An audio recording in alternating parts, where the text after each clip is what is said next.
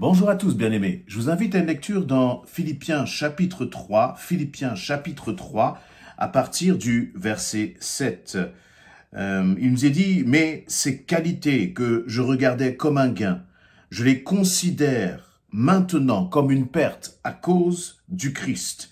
Et je considère même toute chose comme une perte en comparaison de ce bien suprême, connaître Jésus-Christ, mon Seigneur, pour qui je me suis privé de tout avantage personnel. Je considère tout cela comme des déchets afin de gagner le Christ et d'être parfaitement uni à lui. Je n'ai plus la prétention d'être reconnu juste grâce à la loi. C'est par la foi du Christ que je suis juste et je suis juste grâce à Dieu en m'appuyant sur la foi.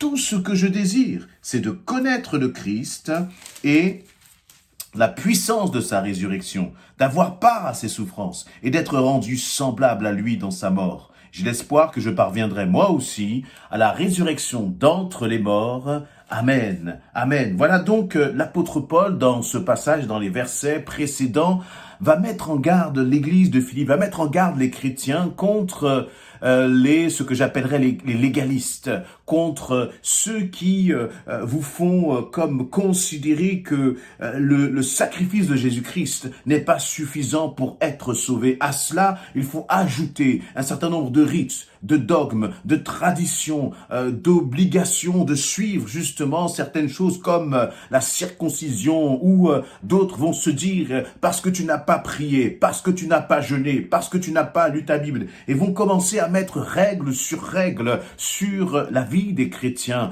et faisant de cette vie de chrétien une vie d'obligation, une vie de rite, de légalisme, de loi à observer. Alors que, l'apôtre Paul va dire, mais moi, si c'était la question d'observer la loi, je suis le modèle parmi les modèles. J'ai été circoncis dès le 8e jour, je suis hébreu, né d'hébreu, donc entre guillemets un pur hébreu.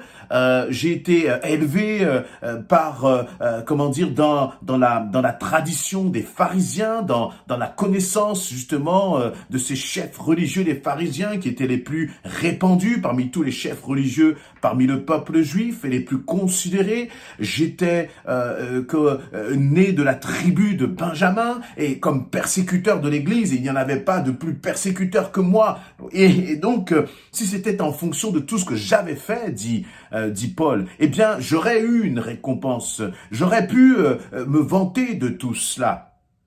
Et comme nous aussi, parfois, nous pouvons dire, j'ai prié, j'ai jeûné tant de jours, j'ai fait le jeûne de Daniel, j'ai jeûné pendant 21 jours, et puis ensuite j'ai fait ceci, et j'ai fait cela, et nous pouvons commencer à compter, voyez, tout ce que nous avons fait, tous les sacrifices que nous avons faits, et les mettre là comme sur un CV en disant, oh Seigneur, tu vois comme je suis juste, tu vois comme j'ai fait justement, et que je mérite maintenant à travers tout ce que j'ai fait. Mais là, l'apôtre Paul, justement, il balaye tout cela, et puis il va dire, donc ces qualités que je regardais auparavant comme un gain, et que peut-être nous avons tendance à nous aussi regarder comme un gain, eh bien de dire, j'ai fait telle bonne chose, j'ai fait telle bonne action, Seigneur, vois comme je suis bon, et que nous regardons ça comme une sorte de mérite, comme une sorte de gain. Eh bien lui, il dit, je les considère comme une perte à cause de Christ, comme une perte à cause de Christ. C'est-à-dire que ce n'est pas ça qui me donne la vie en Christ, ce n'est pas ça, au contraire, tout cela peut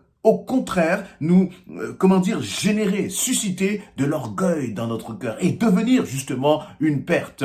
Notre CV, tous les exploits que nous avons pu faire dans le Seigneur, devant le Seigneur, tout cela, nous pouvons le considérer comme une perte. Parce que si nous commençons à regarder à tout cela, ça peut être une source d'orgueil, et cette source d'orgueil nous emmène justement à la perte. Et il va dire ensuite ces paroles puissantes à partir du verset 8, « Je considère même toute chose comme une perte, en comparaison de ce bien suprême. » Et j'aime cette expression que Paul va utiliser. Il va parler d'un bien suprême, c'est-à-dire un bien qui est au-dessus de tous les biens, quelque chose qui est précieux, plus que tout ce qu'il peut avoir. Et celui qui est en train de parler, l'apôtre Paul, à ce moment-là, on peut voir dans Philippiens chapitre 1, il va parler justement, qu'il va dire qu'il écrit dans les liens, c'est-à-dire qu'il est en prison, il est dans une situation qui est difficile, compliquée.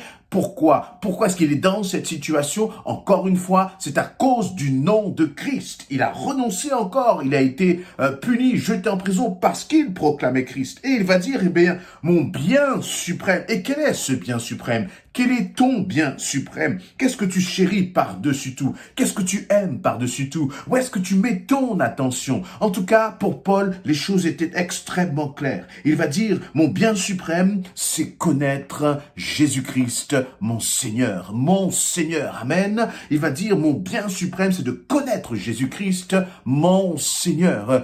Quel est ton bien suprême? Son bien suprême, c'est connaître Christ, c'est pas seulement connaître le nom, c'est pas seulement lire le nom de Jésus, c'est pas seulement connaître son nom, mais c'est vraiment connaître sa personne, développer une relation, développer une intimité avec Jésus-Christ. Et c'était cela le bien suprême de Paul. C'est-à-dire que ça signifie donc qu'on peut faire beaucoup de rites, suivent beaucoup de traditions ou de règles, mais sans jamais connaître Christ. Dans sa vie passée, il était un homme de règles, un légaliste. Mais maintenant qu'il a donné sa vie à Christ, il est devenu un amoureux de Jésus-Christ. Et c'est ce qui fait toute la différence.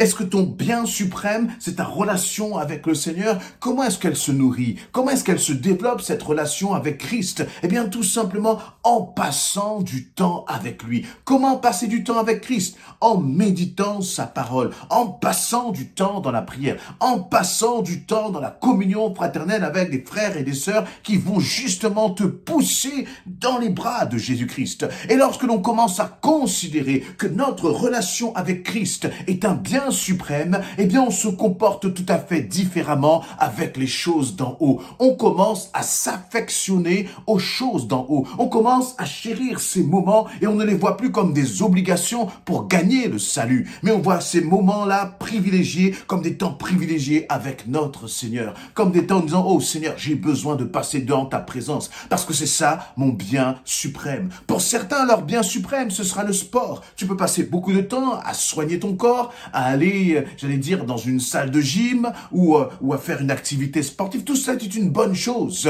Mais est-ce que cela passe avant ta relation avec Dieu? Combien de temps passes-tu dans tes loisirs? Combien de temps passes-tu dans ces différentes activités? Et combien de temps en comparaison tu passes avec Christ? Et d'ailleurs, c'est ce que Paul va dire, il va dire, et je considère même toutes ces choses comme une perte en comparaison de ce bien suprême. Lorsqu'il utilise le terme en comparaison dans ce verset 8, ça signifie que tout est bon, tout est, tout est bon, mais est-ce que tout est vraiment utile? Est-ce que tout est vraiment utile? Et puis en comparaison, le sport est bon, mais en comparaison avec le temps que tu passes devant Christ ou avec Christ, où est-ce que tu mets ton temps? Qu'est-ce qui est ton bien suprême? Les loisirs, les activités, les choses que tu regardes, ok, peut-être que c'est bon, mais en comparaison de cela, qu'est-ce qui est ton bien suprême? Et donc Paul va faire cette déclaration d'amour que nous aussi nous devrions être capables de faire et dire, mais Jésus-Christ, c'est toi mon bien suprême. Jésus-Christ, il va préciser mon Seigneur. Oui, qui est ce Jésus dont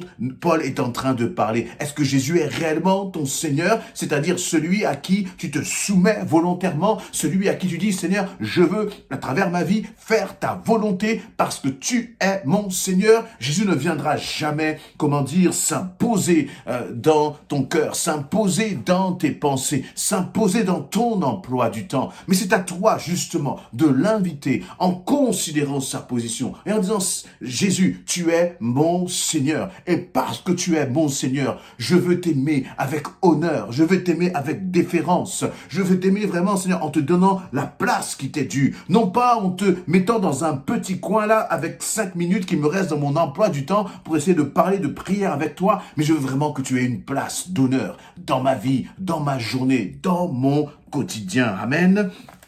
Et ensuite, il va dire, pour qui je me suis privé de tout avantage personnel. Je continue dans ce verset 8. Paul va dire, je me suis privé de tout avantage personnel. Donc, vous voyez, pour l'apôtre Paul, dire aimer Christ, considérer Christ comme un bien suprême, cette relation avec Christ comme un bien suprême, ce n'est pas seulement des mots. Et ça se concrétise par justement des actes. Ça se concrétise par le fait qu'il va dire, je suis prêt à me priver de tout avantage personnel. Je ne cherche pas mon propre avantage, je ne cherche pas mon propre intérêt, mais ce qui est important, c'est l'intérêt de ma relation avec Christ. Ce qui doit être important dans ta vie, c'est de porter de l'intérêt à ta relation avec Christ. Et dit tout le reste, je le considère comme des déchets. Amen. Comme des déchets comparés à Christ. Qu'avons-nous de plus précieux que notre relation avec lui? Alors, mon ami, je t'invite vraiment à soigner cette relation avec Christ,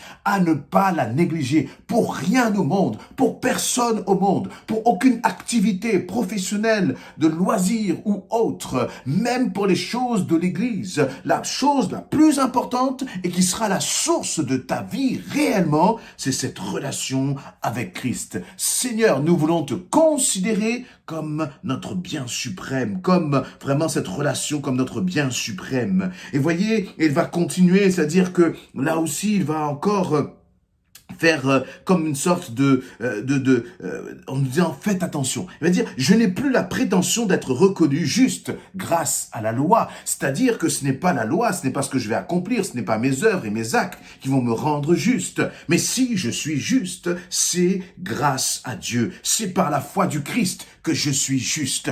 Et là aussi, cela enlève toute condamnation que nous pouvons avoir sur nous-mêmes. Mais nous pouvons dire Seigneur Jésus, je crois en toi, je te reçois encore. Je crois en ton pardon, je crois en ta grâce, Seigneur. Et c'est cela qui te rend juste. Ce ne sont pas tes actes, ce ne sont pas le temps que tu vas jeûner, ce n'est pas la qualité de ta consécration qui va faire que tu vas être juste, mais tu es juste simplement parce que tu es en Christ. Et le reste, c'est-à-dire que le jeûne, la prière, tu vas l'accomplir parce que tu aimes ton Jésus. Et tu passes donc d'une dimension, d'une relation qui est imposée par la loi à une relation qui est juste guidée par ton amour pour Christ, par ton amour pour Christ. Et je termine au verset 10, il va dire « Tout ce que je désire, c'est de connaître le Christ et la puissance de sa résurrection. » Tout ce que je désire. Oh Seigneur, aide-moi à ne désirer que cela.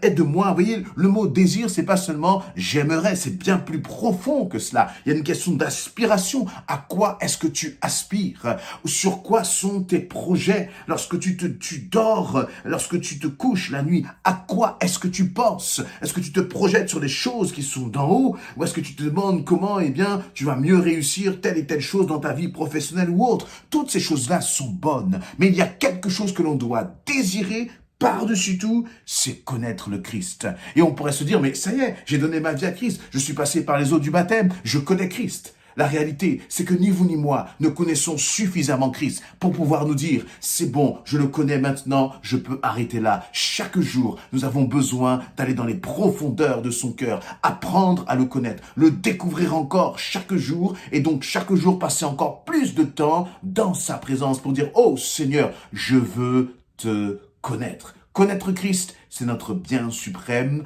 Alors, mettons notre temps, notre désir autour de cela, vraiment, de cette préoccupation dans le nom de Jésus-Christ. Amen.